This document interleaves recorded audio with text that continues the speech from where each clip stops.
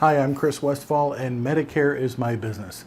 We have thousands of clients across the country from coast to coast, and we offer both Medicare supplement help and Medicare Advantage help and Part D drug plan help for seniors turning 65 and beyond.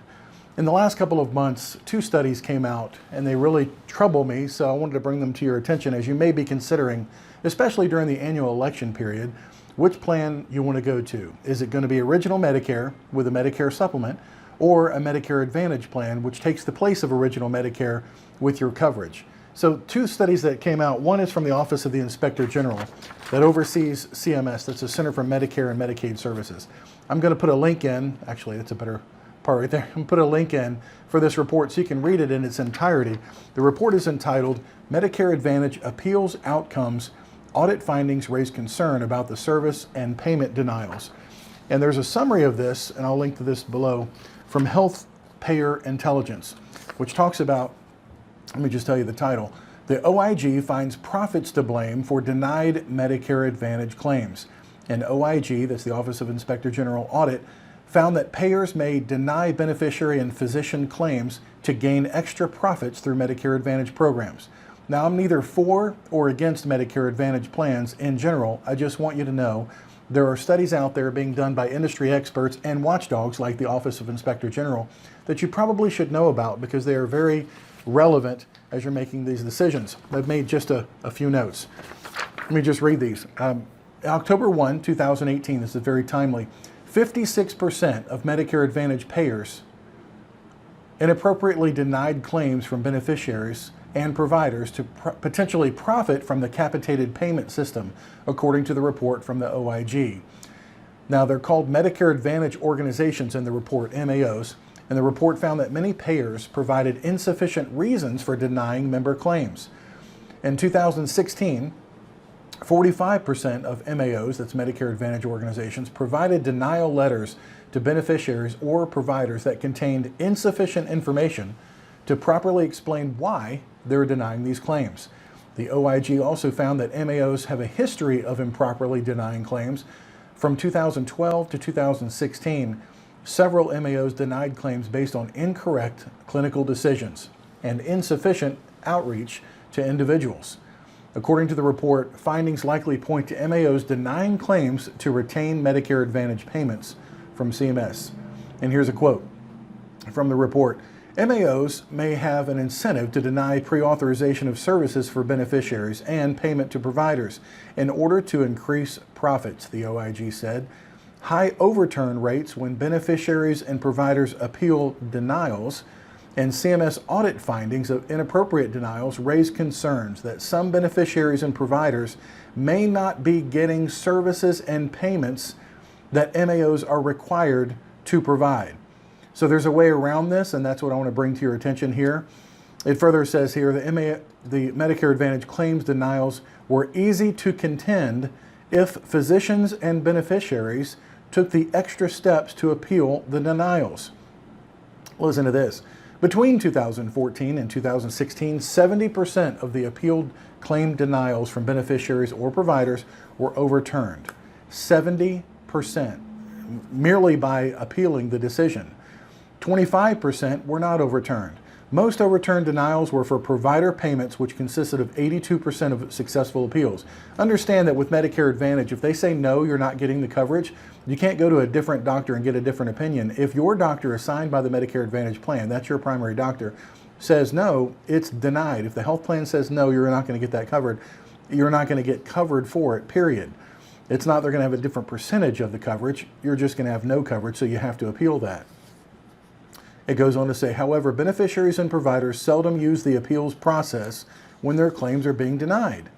Why is that? So the bottom line is, if you're on a Medicare Advantage plan, understand that sometimes a routine denial is just part of the program. And so you have to raise your hand and be the loud, squeaky wheel that's going to get the grease and appeal that. The problem is this, though, and this is the quote, additionally, inappropriate denials can extend the duration of time until a beneficiary receives services through prior authorization. So what happens when you have a medical condition and you need what's considered to be a very important, if not urgent, if not emergency, treatment for that? and that course of treatment is routinely denied by your provider. That could be a problem. And as it goes into the profit motive, this is what the Office of Inspector General found. The federal agency's MAO audits do not impact the Medicare Advantage Medicare star ratings for the plan. We always think that these star ratings are the be-all and end-all determination whether a plan is good or not. The problem is that their denials don't specifically go toward the star rating.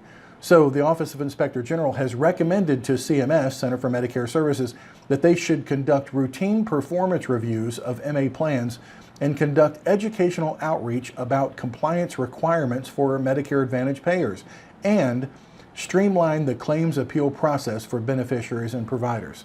So they should streamline that because it could take a long time to get your appeal heard. And with Medicare Advantage appeals, by the way, you generally have 60 days, no longer than that, to appeal it, or else it's just going to go by the wayside.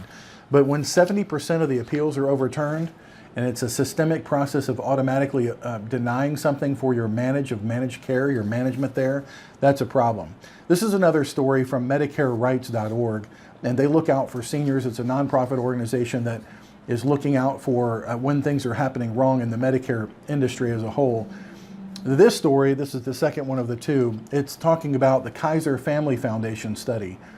And the study says how prior authorization can impede access to care in Medicare Advantage. This is dated October 25th, very timely. And it says here in the study, now this is prior authorizations for treatment that you or your doctor say you need to have. While Medicare Advantage plans are required to cover the same health services as original Medicare, Medicare Advantage plans are not required to offer the same level of provider access and can impose coverage restrictions like prior authorization that require enrollees to take additional steps before accessing prescribed care. If a service is covered with prior authorization, enrollees must get approval prior to the plan paying for the service. If approval is not granted, the plan generally will not cover it. So from the Kaiser Family Foundation study, 80% of Medicare enrollees, Medicare Advantage enrollees, are in plans that require prior authorization for at least one Medicare covered service. Now, it's important to keep in mind that original Medicare does not have prior authorization as part of it. So there are members of Congress talking about how they can reduce the charges that Medicare itself are paying in general so that they can keep it, over a longer period of time and not lose so much money. But with original Medicare, if you use original Medicare with a Medicare supplement or without, prior authorizations are not required, generally speaking. But with Medicare Advantage plans, as it says here in the study, over 80% of Medicare Advantage enrollees are in plans that do require it. So the study concludes Medicare Advantage broad application of prior authorization can impede access and timely access to care. And it says here, the National Medicare Rights Organization, National Helpline that they have at medicarerights.org, they say, we frequently hear from Medicare Advantage enrollees who are experiencing a range of denials for healthcare-related services and are very concerned and confused about their plan's service denials and coverage requirements. And here are some key findings from the Kaiser Family Foundation, a nonprofit organization in California that studies healthcare-related trends. Here's some key findings from that study. At least 70% of enrollees are in plans, Medicare Advantage plans, that require prior authorization for Part B drugs and inpatient hospital stays. This one really gets me. 60% of Medicare Advantage enrollees are in plans that require prior authorization for ambulance, home health procedures, and laboratory tests. And more than half are in plans that require prior authorization for mental health services. How are you supposed to get a prior authorization for an ambulance ride? I mean, it's supposed to be medically necessary for an emergency situation, granted. You can't just use an ambulance for a ride to your doctor. But 60% of people are in Medicare Advantage plans that will require prior authorization for use of an ambulance ride. The study says, in such situations, there is minimal value to the beneficiaries or providers in procuring pre-service determinations. Instead, these requirements can often create barriers that delay and prevent timely access to needed, affordable care. Coverage denials, here's no shocker for you, can have significant financial implications for the enrollee. Many face high out-of-pocket costs as a result, in particular those who miss the short 60-day window time to appeal. Unlike original Medicare, Medicare Advantage enrollees must appeal within 60 days of the date of service. If they miss the deadline, they are responsible 100% for the charges.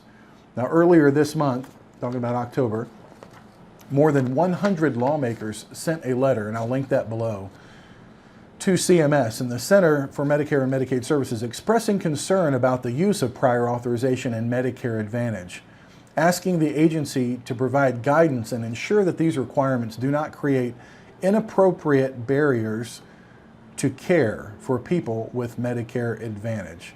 So the Medicare Rights Organization says they're looking forward to working with members of Congress to strengthen these protections for people with Medicare Advantage. So again, it's just a factor that you have to put in your decision-making process. If you want the freedom to go to any provider that accepts original Medicare, which is around 93-94% across the United States that accept original Medicare and Medicare assignment. If you want that freedom, you've got to stay with original Medicare and pick up a Medicare supplement. The best time to do that is when you don't have any health questions whatsoever, and that's during your specific individual open enrollment period.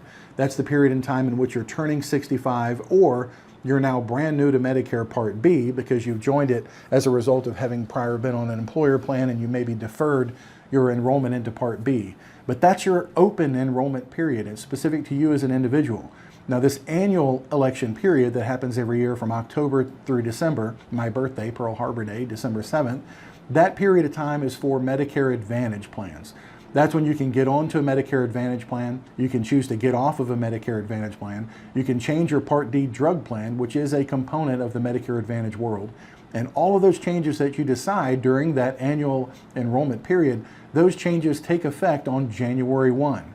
So for the people who are on Medicare supplements, there is no such period. After your individual open enrollment period, when you're brand new to Medicare or brand new to Part B of Medicare, then you're kind of locked into your plan. You can change your plan, your Medicare supplement plan, anytime you want to, irregardless of the time of year. And we can help you with that. So we shop the market for all of the individual Medicare supplement plans out there, and we represent what we feel to be the good Medicare Advantage plans in the market. We don't represent all of those, and those are just a personal agency decision made by me. We don't represent every plan in the country.